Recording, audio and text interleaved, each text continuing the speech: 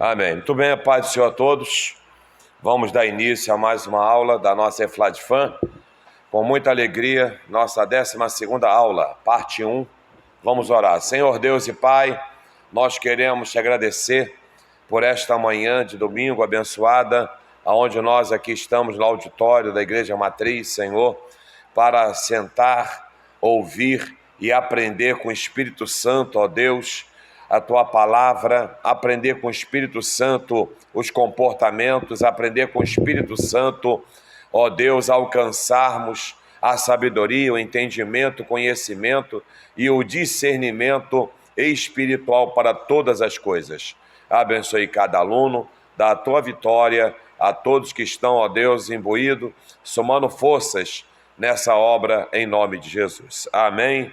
Graças a Deus. Muito bem, nós vamos dar início hoje a uma matéria nova. Nós estudamos hermenêutica e hoje nós vamos estudar uma segunda parte sobre essa área de pregação, essa área de ensinar, que é a homilética. A homilética é uma matéria que ela é de grande relevância para a igreja, porque ela significa a arte de pregar.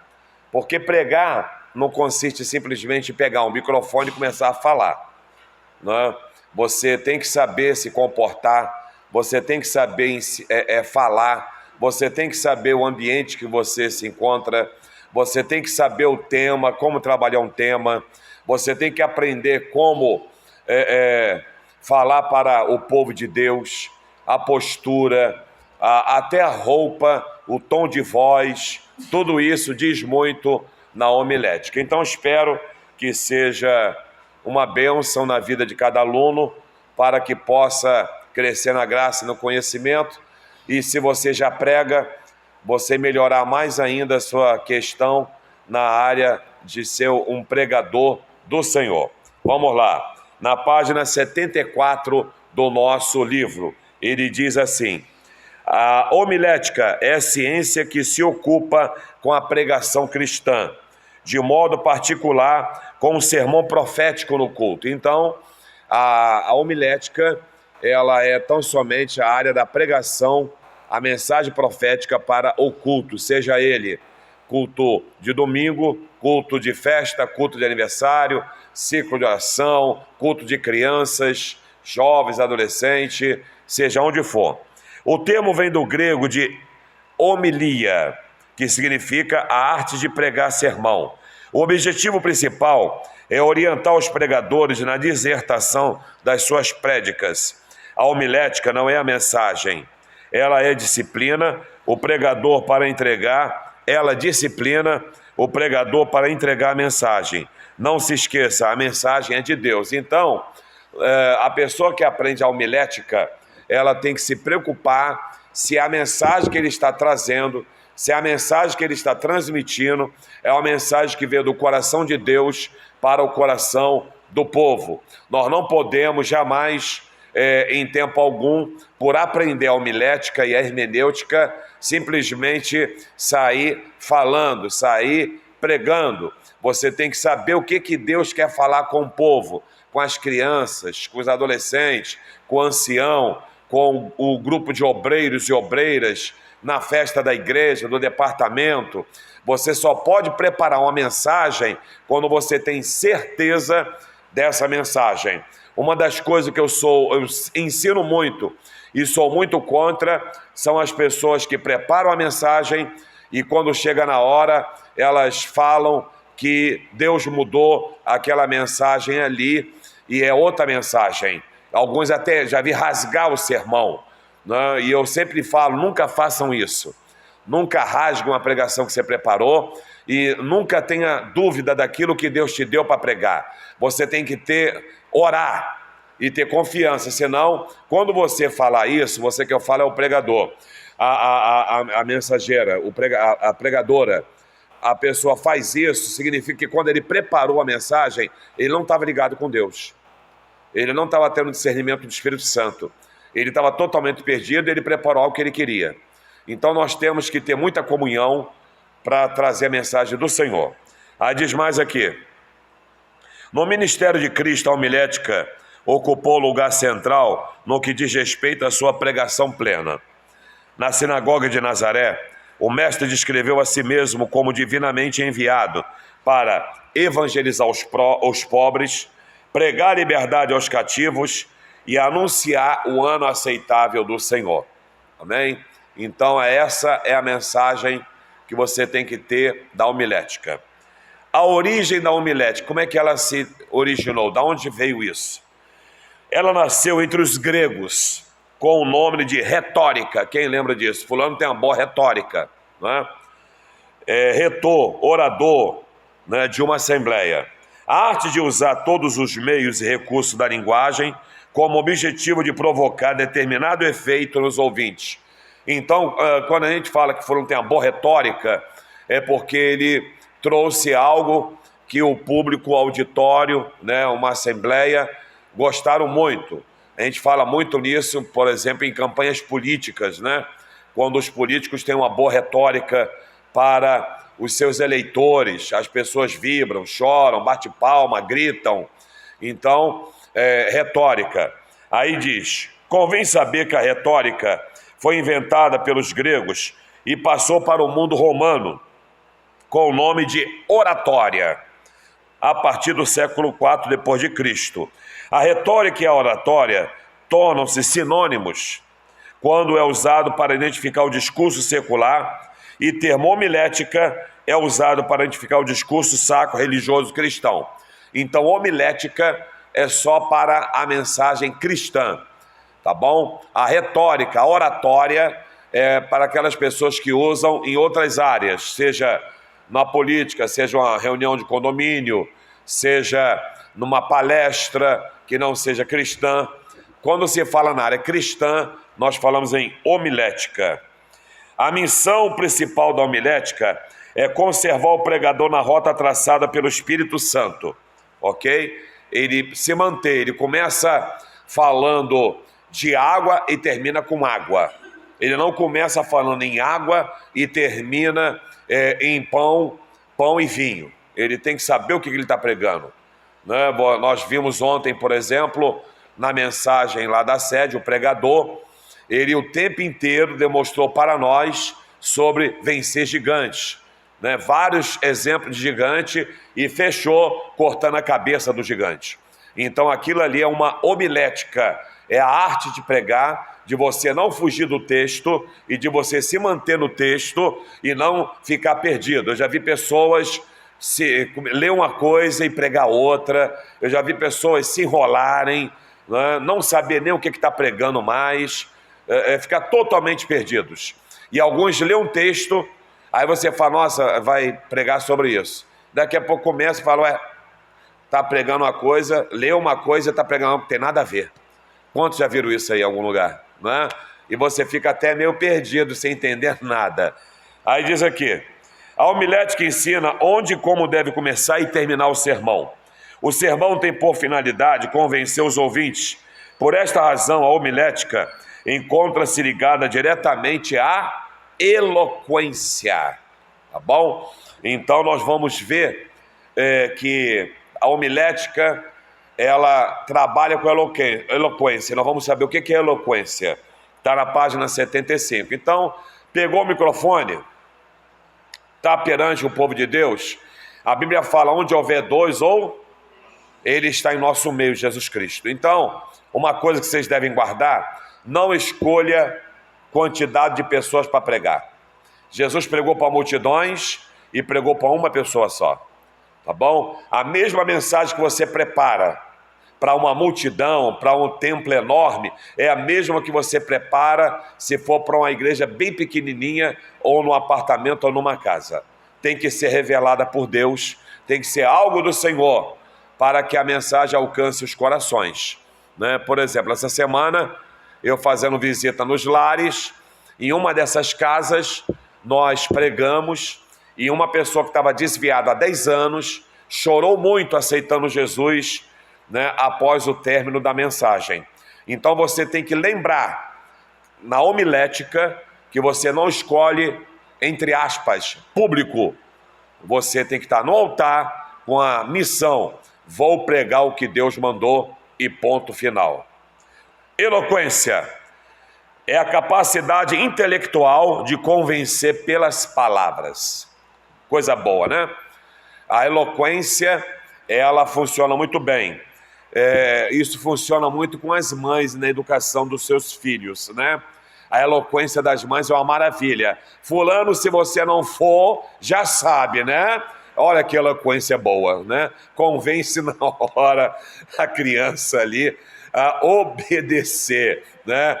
Essa é a verdadeira eloquência dentro de casa. Vamos lá. As palavras esclarecem, orientam e movem as pessoas. Eu vou repetir. As palavras, elas esclarecem, orientam e movem as pessoas. Essa é a missão da eloquência e da homilética, tá? O orador, o pregador, que consegue mover as pessoas, persuadindo-as a aceitar a sua ideia, é considerado eloquente, né? Quando a pessoa transmite. E muitas vezes as pessoas já glorificam, né? No meio pentecostal é assim. A pessoa, quando ela gosta de algo que está sendo falado, ela faz o quê no pentecostal? Ela dá glória a Deus, ela dá aleluia, ela levanta a mão, ela pula, ela corre. Mas existem lugares que você não vai ter nenhum tipo de emoção das pessoas que estiver sentada. Não é por isso que eles não estão aceitando a mensagem.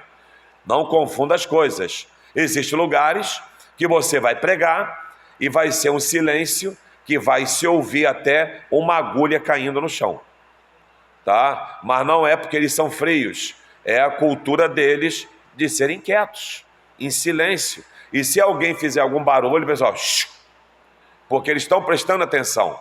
Então, não esqueça também, quando você for pregar em algum lugar, como é que é o comportamento dali da igreja. Se é uma igreja que gosta de bater palma, eles vão bater palma. Mas se é uma igreja que não bate palma e você falar palmas para Jesus, você vai ficar no silêncio e no vácuo.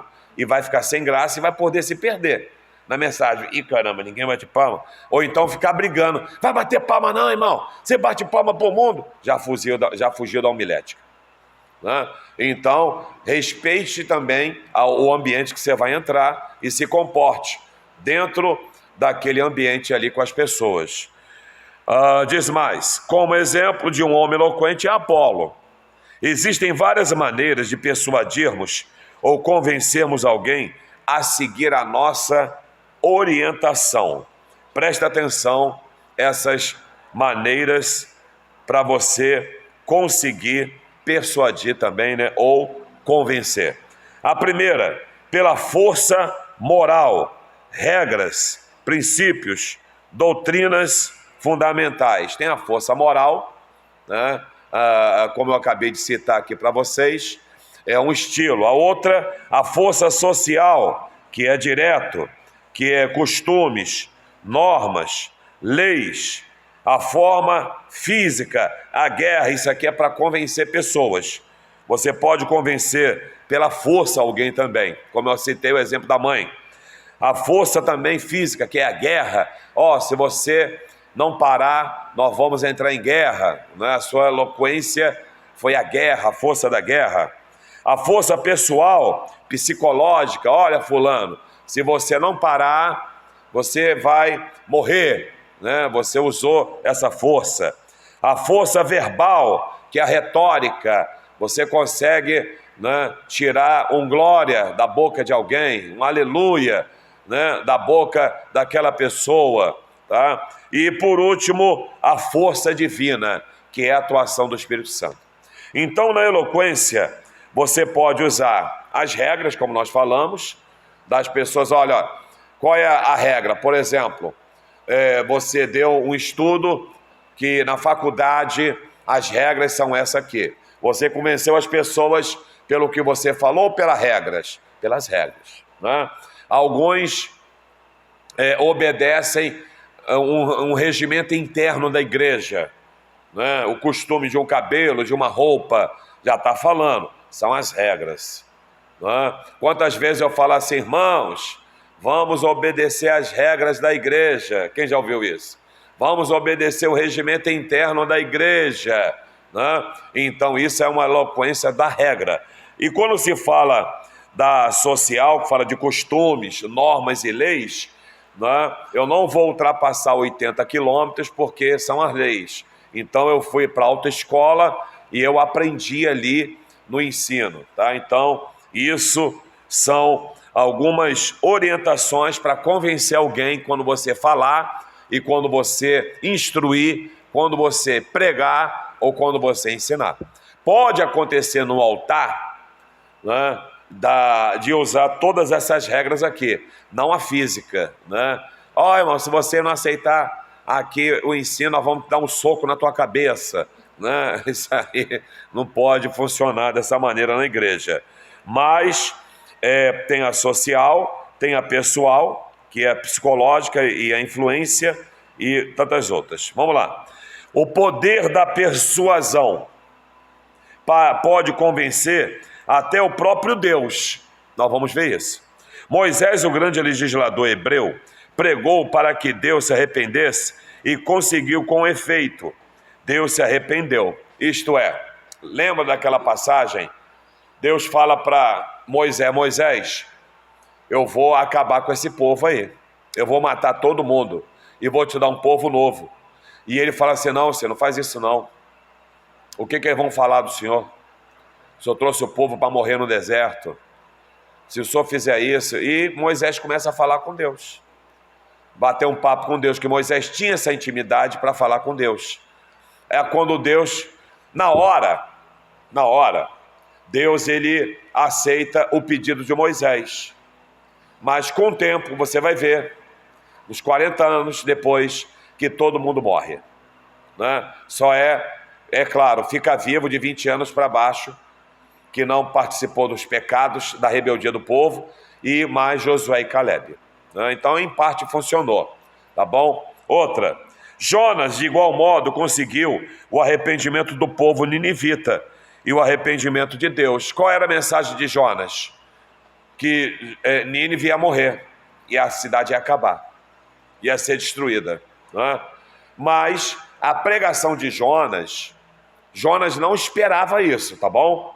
Jonas não esperava que o povo de Nínive ia se arrepender e não ia ser destruído. É tanto que ele senta no alto de uma montanha para ver a destruição de Nínive. Acontece toda aquela história, né? O rei de Nínive também consegue convencer Deus de não ser destruído, que ele vai jejuar com o povo, e depois Deus fala para Jonas: Jonas, eu não vou destruir esse povo.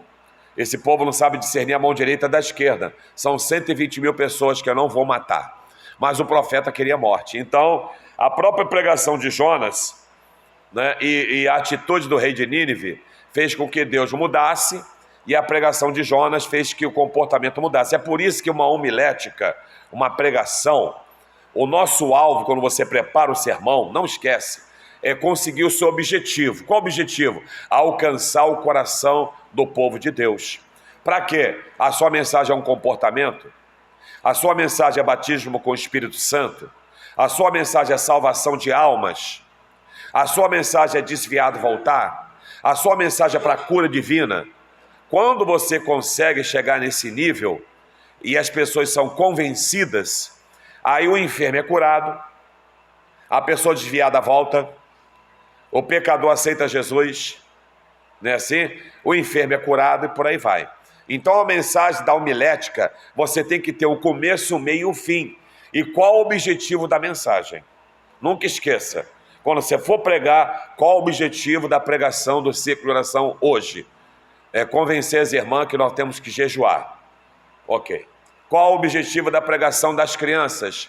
Convencer as crianças que bullying é errado. Qual o objetivo da pregação para os jovens? Deles vir na frente e ser batizado com o Espírito Santo. Eles vieram. Ok? Então, isso é que funciona numa homilética. Agora vamos para a parte do sermão. O sermão. Repita, o sermão. Um sermão é um discurso oral sobre temas bíblicos ou morais, normalmente sustentando uma crença, lei ou comportamento humano num contexto presente. O sermão tem 2 objetivos que eu acabei de falar para vocês aqui. Primeiro objetivo, persuadir. Segundo objetivo, dissuadir. O primeiro objetivo, persuadir, o que é? Quando você prega, levar a crer ou aceitar, induzir, convencer. Esse é o objetivo do sermão. Não tem outro objetivo. Você não é animador de palco. Amém? Você não é animador de palco. Você tem um objetivo. Dissuadir. Tirar de um propósito. Fazer mudar de parecer. Ok? A pessoa entra de um jeito e ela sai de outra maneira. É assim o efeito da homilética da pregação. As pessoas, quando entram, elas precisam sair renovadas, alegres e falando, valeu a pena, né? Amei, chorou, voltou para Jesus, foram curados, né? Convenceram. Por que até na hora do dízimo e da oferta existe uma ministração? Para convencer a pessoa de que é importante ela ser o quê? Ofertante e dizimista. Só isso. Isso faz parte da homilética. Não é que aquela pessoa que está ministrando está com interesse do seu dinheiro. Jamais. Quem quer dinheiro vai trabalhar, né? Vai fazer hora extra, vai trabalhar em 2 lugares. Vai lá e fala assim com o motorista, arrumei um emprego para você, abençoado. Assim que você chegar do dia inteiro de trabalhar, tu vai dirigir à noite. Aí fala, rapaz, vou ficar uns 40 dias sem dormir. Aí com ele mesmo, né? Para ganhar dinheiro. Agora a igreja, ela ministra dízimo e oferta para isso aqui. Vou repetir, para quê? Persuadir e dissuadir. Persuadir, levar a crer, que é importante ser ofertante dizimista, a pessoa aceitar isso aí, induzir e convencer. Tirar de um propósito, quer dizer, eu não era dizimista, agora eu sou, eu não era ofertante, agora eu sou, e fazer mudar de parecer, né? Não, eu estava enganado, o pastor não é ladrão não, porque a maioria fala isso, né? Não, eu estava perdido nas minhas ideias, me ensinaram errado. Então isso é a importância da homilética. Por isso que ela tem que ter começo, meio e fim. O alvo do pregador é salvar e edificar seus ouvintes. Então, o alvo principal da igreja é ganhar almas. Vamos falar isso? O alvo principal da igreja é ganhar almas. 1, 2, 3. Entrou alguém, foca naquela pessoa para aceitar Jesus. Quando, por exemplo, eu entrei nessa casa e já me passaram que era uma pessoa que estava ali visitando e tal, que estava afastado, na hora o Espírito Santo, eu falei, comigo eu pensei logo, essa pessoa vai aceitar Jesus hoje, meu amigo. Tá aqui, caiu na rede. E o meu objetivo todinho na visita, além de orar alguém, né, que estava para a saúde, era ganhar aquela pessoa para Jesus. Eu fiquei ali focado nisso. Essa é a mensagem, irmão. Você sabe quanto tempo que se ganha uma alma? Quantos cultos nós temos e ninguém foi à frente? De repente você vai numa casa, uma pessoa aceita Jesus chorando. Foi bom? Sim ou não? Aí diz aqui, tratando-se de pecadores, a missão daquele que ministra a palavra de Deus é dissuadi-lo do pecado, é persuadi-lo a crer em Jesus como Salvador. No tocante aos salvos, segue-se a mesma sentença, isto é, dissuadi-lo daquelas coisas que são contrárias à vontade de Deus e persuadi-los a permanecerem no Senhor com propósito de coração. Amém? Então, essa é a função daquele que vai preparar o sermão. Você tem que saber o foco, o objetivo e para quem você vai pregar e ensinar. É difícil pregar? Sim ou não? Fala, não. É só você seguir aquilo que as orientações.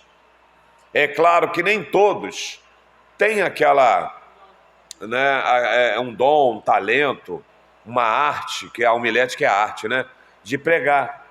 Mas não, você consegue preparar um sermão para pelo menos falar aí de 15 a 20 minutos. Com certeza você vai sair daqui hoje e você que vai ouvir, está ouvindo o estudo, você vai conseguir preparar um sermão para pelo menos uns 20 minutos naquilo que você vai anotar e escrever. Página 76. Vamos aprender sobre dicas para preparar um sermão. Dicas indispensáveis para um bom sermão. Você vai agora pegar algumas dicas e a partir de hoje você já vai ser um grande pregador, uma grande pregadora do Evangelho. Amém? Número 1. Escolha o assunto. Ouviu bem? Escolha o assunto que você vai pregar. Foi o que eu disse aqui no início. Você vai para o culto jovem. Aí você quer falar sobre namoro e noivado. Você vai trazer o tema só para isso. Você vai pregar para os jovens sobre a importância de trabalhar. Vai pregar sobre trabalho. Vai pregar sobre preguiça para o grupo de adolescentes. Não sei por que eu falei isso, né? Aí você vai instruir, né? Você vai pregar para as crianças, tomar cuidado com os estranhos. Você vai pregar para os idosos, a importância deles se sentirem importantes. Não é porque ele é idoso que ele não é mais importante. Você vai pregar para obreiros, pastores. Imagine pregar para pastores, né? E pastores presidentes. Quantas vezes eu prego para pastores de igreja? Você tem que saber para quem você está pregando. Você não está pregando para novo convertido. Você não está pregando, muitas vezes você está pregando para alguém que está sentado ali, um pastor que tem mais tempo de pastor do que você. E ele está sentado para te ouvir. E você tem que se sentir, inclusive, privilegiado por isso.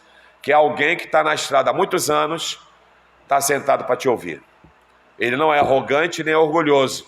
Ele é humilde e é servo. E ele quer aprender ainda. Então é importante escolher o assunto. A escolha do texto certo é muito importante na elaboração da mensagem. Toda a Bíblia é boa, sim ou não? Mas para cada assunto, Deus tem uma mensagem adequada. Você vai, por exemplo, culto de mulheres, né? Você vai trazer uma mensagem para as mulheres. Você tem que saber que você está pregando para mulheres, certo? Você vai pregar para os homens. Você vai falar de câncer de mama para os homens? Você pode até falar, porque alguns homens já foram vítimas disso, tá? Agora, você tem que saber o que você está pregando. Você não pode se perder, né? Imagina um monte de criança aqui e você pregando como se fosse para adultos. Quem já viu isso? Eu já. Alguém chamar um adulto e as crianças sentadas e pregando igual se fosse para adulto mesmo. Eu falei, rapaz do céu, que coisa louca. Eu ficava até rindo. E as crianças não estão nem aí, né, para o que está sendo falado. Mas eu já vi pregadores, por exemplo, chamar as crianças tudo para frente, sentar, e ele sentar no meio das crianças, pastores, sentar no meio das crianças e bater papo pregando para as crianças tudo sentado ouvindo. Ele sentado no meio das crianças tudo sentado no chão assim ao redor dele, né, como se fosse aquela imagem de Jesus e as crianças ao redor. Né? Já vi as irmãs que se vestem de boneca, né? Os irmãos que se vestem de boneco, tá? Já vi pessoas ensinando criança, por exemplo, cantando, né? Então você tem que escolher bem. A Bíblia toda é boa, ela é para edificar, consolar, exortar, não volta vazia, mas eu tenho que escolher o assunto certo. E quem é que escolhe o assunto certo? É o Espírito Santo. Seja dependente do Espírito Santo. E quando é que eu sei que a mensagem vem do Espírito Santo?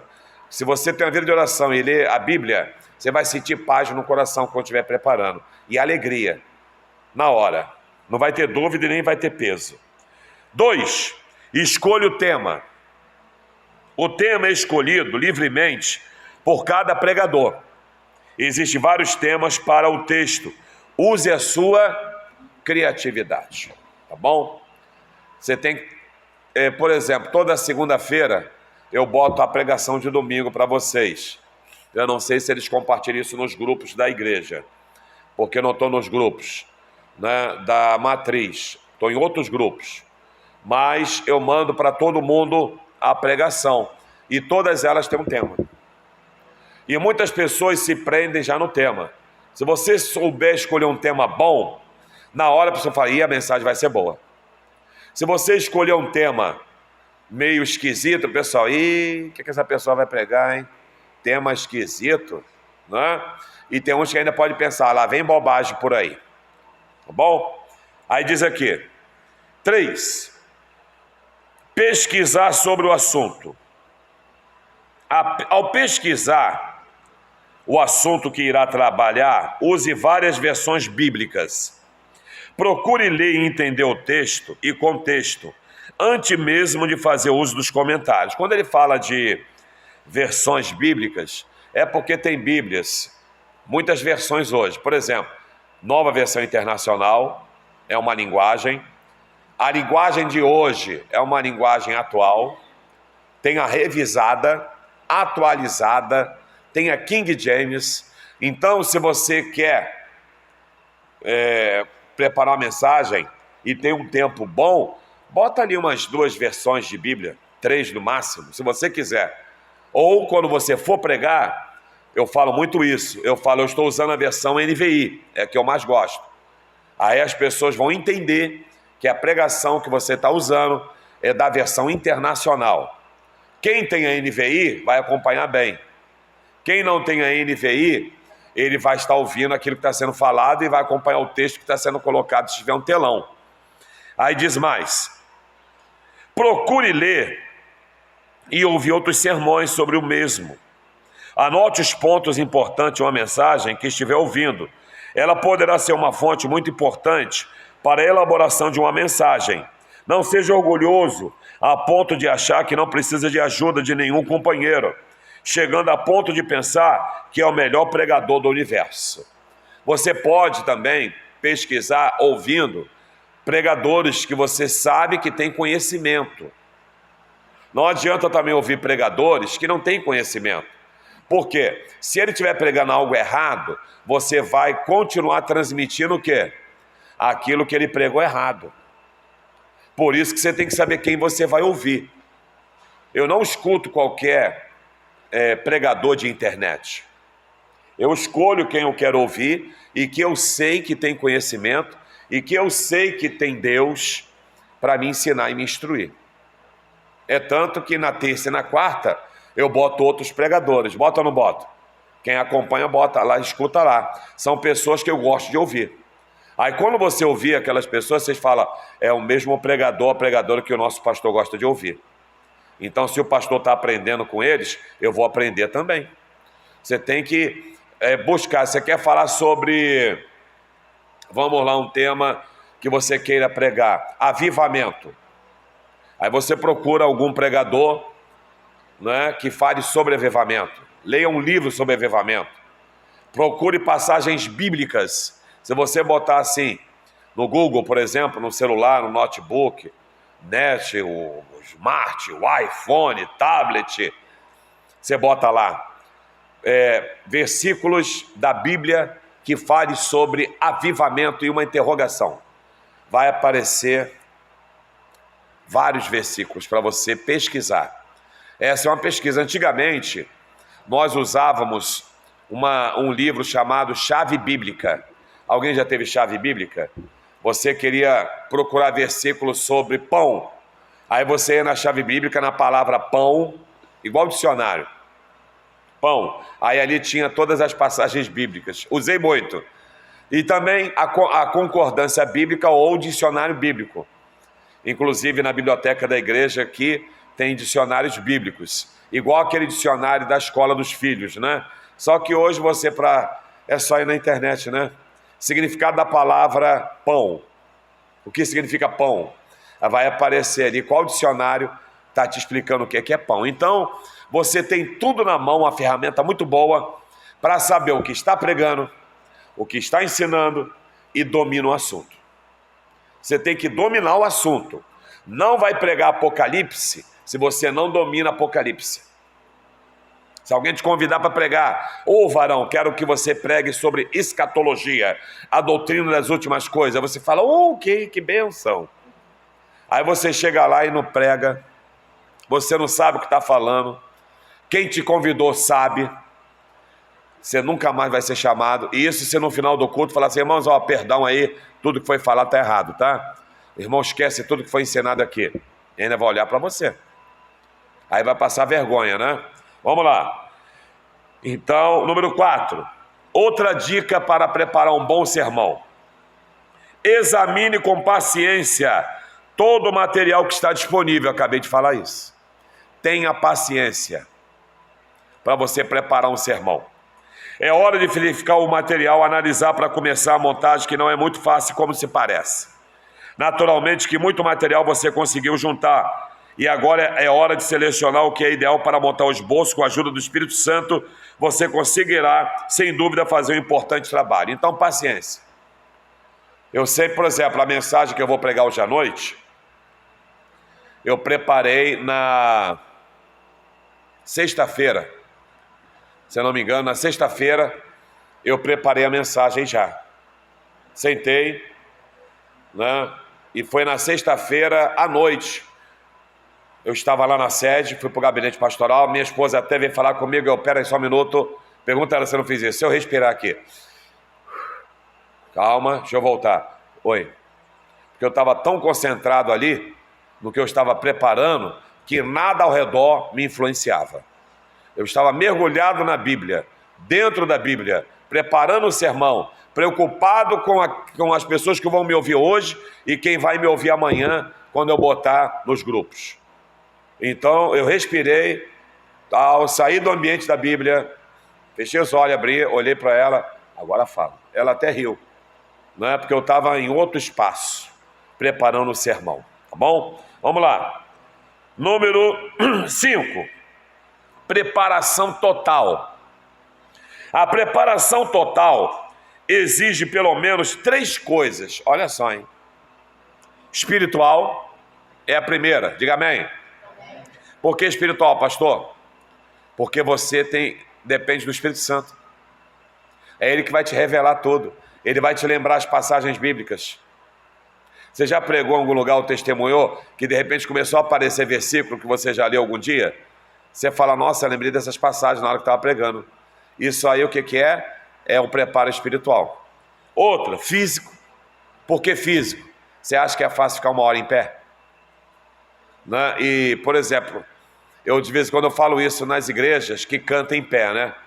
Canta em pé o tempo todo, 40 minutos. Quando acaba de cantar, aí você vai pregar. Tu não senta, tu já vai pregar. Então, bem dizer, tu ficou o culto todo em pé.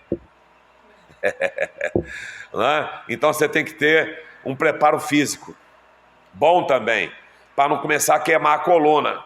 A coluna está queimando. Aí já pensou você pregando e fala assim, ó, só um minutinho, irmão. Não vai dar certo, né? Só um minutinho. Aí pega a perna aqui, a outra ali. Calma aí, irmão, deu câimbra aqui. Alguém aqui rápido, dá massagem na perna. Não vai funcionar. Então você tem que ter um preparo físico. E você tem que ter um preparo espiritual. Agora, o terceiro lugar, você tem que ter um preparo. Quem está cheio de problema para pregar, é fácil ou é difícil? Quem está com muita dívida, né? Começar a pregar, irmão, me ajude aí que eu estou cheio de luta. Você nem começou a pregar, já está chorando, fala que está com problema. Alguém vai ouvir tua mensagem? Rapaz, esse irmão está cheio de problema, ainda quer pregar para a gente, Jesus. Isso vai ser rocha essa mensagem, né? Aí diz aqui, o pregador deve ter seu momento de devocional. Eu tenho o meu desde que eu me entendo por cristão. Todos os dias eu tenho meu devocional. Alguém me perguntou, pastor, qual é o seu plano de leitura? Manda para mim. Eu falei, irmã, meu plano de leitura é eu que faço. Eu determino quantos capítulos eu vou ler hoje e acabou. Desde que eu leio a Bíblia toda. É assim que o senhor faz? É assim que eu faço. A minha vida toda foi assim. Agora, se você tem um plano de leitura, siga. Leia o livro tal, livro tal, livro tal. Continue lendo. Tá bom? Mas cada um tem que ter o seu devocional. Eu acabo de ler minha Bíblia. Eu vou ler livro. Eu vou orar. Eu vou ouvir alguma mensagem também. Entendeu? Outra. O pregador deve ter seu momento de devocional. Ele precisa o quê? Orar, jejuar, meditar na Bíblia. Quando? Constantemente. E antes de ministrar a palavra, ele deve tirar alguns momentos a mais com o Senhor. Esse momento a mais é orar. Deve ter seu descanso normal, pois uma vida estressada não produz adequadamente. Mental, devido ao cansaço, a mente não consegue acompanhar o que foi preparado. Fica desmotivado, pensa que o problema é que ele não sabe montar o esboço e pregar olhando para ele. Então, você tem que ter esse preparo. Se você conseguir ter esse preparo espiritual, físico e mental, você vai ter uma dica de um bom sermão. Página 77. Qual a outra dica? Tá vendo que são várias dicas, né? Sexta dica, página 77. A montagem do esboço. Hoje você pode montar um esboço na folha, no caderno, na agenda ou no teu celular. Eu estou preparando agora um tablet que eu ganhei de presente da igreja sede, né, tablet grande, até desse tamanho aqui, para eu começar a me acostumar com o tablet. Que a minha vida toda eu usei o quê? Folha, né, folha e caneta. Então você, para tirar isso de alguém que já vem há mais de 30 anos pregando, não é fácil. Alguém fala, mas usa logo. Eu falei, estou me preparando intelectualmente, né, para isso. Né? Mas eu vou preparar e vou utilizar o tablet em breve para trazer as mensagens. Então, o esboço. Muitos o chamam de esboço final ou definitivo. Mas eu posso afirmar que não há esboço definitivo, uma vez que a palavra é infinita. E mesmo depois de pregar uma ou duas vezes aquela mesma mensagem, Deus poderá lhe dar outras orientações a respeito do assunto. Uma delas é o tema da igreja. Por exemplo, ano de derrubar gigantes. Pastor, o senhor já pregou esse tema? Claro. E hoje eu vou pregar esse tema de novo, mas outro sermão. E todas as congregações que me chamam para pregar no aniversário delas, e o tema é o mesmo, eu peço a Deus outra mensagem. É por isso que quando termina as folhinhas, né, eu já acho que já entreguei a Carol ali, eu faço um X e falo, guarda lá. E aonde eu vou, eu falo, olha, quem faltou, e se não estiver sendo gravada, você nunca mais vai ouvir essa mensagem, que eu não repito pregação. Eu não repito mensagem. Eu acabei de pregar, eu guardo. Eu mando para guardar nas pastas de sermões que tem aqui na matriz, guardado lá no quarto andar. Então diz assim,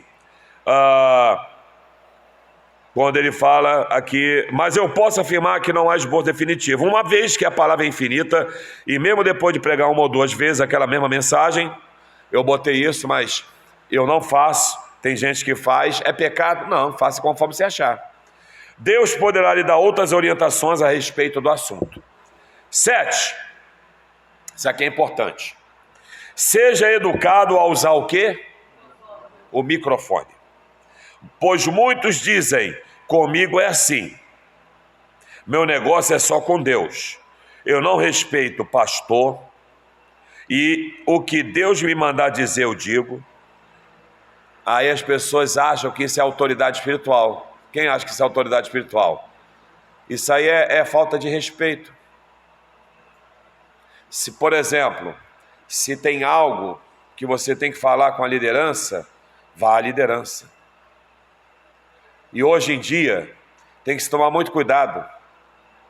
As pessoas, quando você fala nomes, elas podem entender que você teve o quê? Constrangimento.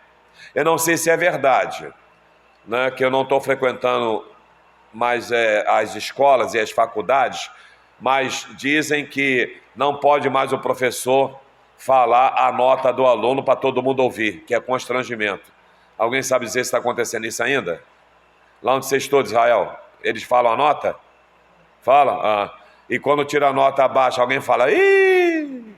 Alguns lugares está dando problema já, não é? Tinha naquela época antiga, né? O pessoal até chamava burro, era ou não era? Hoje em dia não pode mais não, né? Então, você tem que tomar cuidado. Eu conheço uma história de uma igreja que um pastor, ele chamou o povo da igreja que ele pastoreava, para não falar a palavra, a expressão, mas ele usou essa expressão. Ele chamou o povo um monte de fezes, mas falou outra expressão que eu não gosto. Um pastor que estava sentado se sentiu ofendido com aquilo ali. Ele procurou os direitos dele com um advogado. Na época, esse pastor, ele jubilou.